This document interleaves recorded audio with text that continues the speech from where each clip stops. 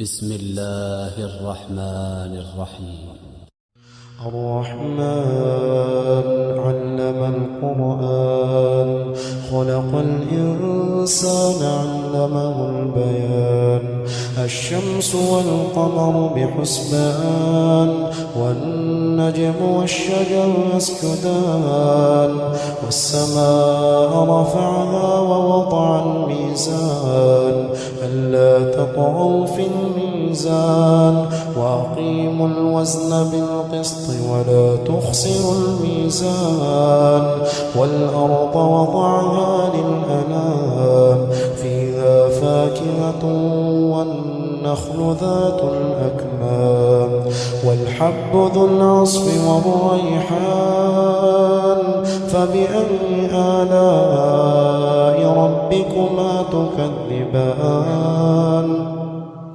خلق الإنسان من صلصال كالفخار وخلق الجان من مارج من نار فبأي آلاء ربكما تكذبان رب المشرقين ورب المغربين فبأي آلاء ربكما تكذبان مرج البحرين يلتقيان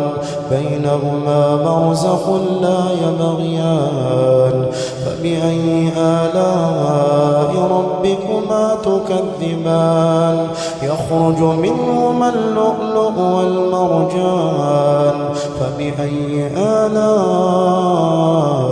ربكما تكذبان وله الجوار المنشآت في البحر كالأعلام فبأي آلاء ربكما تكذبان كل من عليها فان ويبقى وجه ربك ذو الجلال والإكرام فبأي آلاء ربكما تكذبان يسأله من في السماوات والأرض كل يوم هو في شأن فبأي آلاء ربكما تكذبان سنفرغ لكم أيها الثقلان فبأي آلاء ربكما تكذبان يا معشر الجن والإنس إن استطعتم أن تنفضوا من أقطار السماوات والأرض فانفضوا لا تنفضون إلا بسلطان فبأي آلاء ربكما تكذبان يرسل عليكما شواظ من نار ونحاس فلا تنتصران فبأي آلاء ربكما تكذبان فإذا انشقت السماء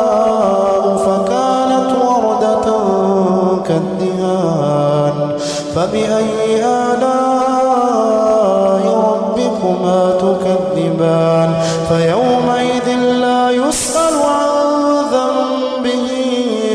إنس ولا جان فبأي آلاء ربكما تكذبان يعرف المجرمون بسيماهم فيؤخذ بالنواصي والأقدام فبأي آلاء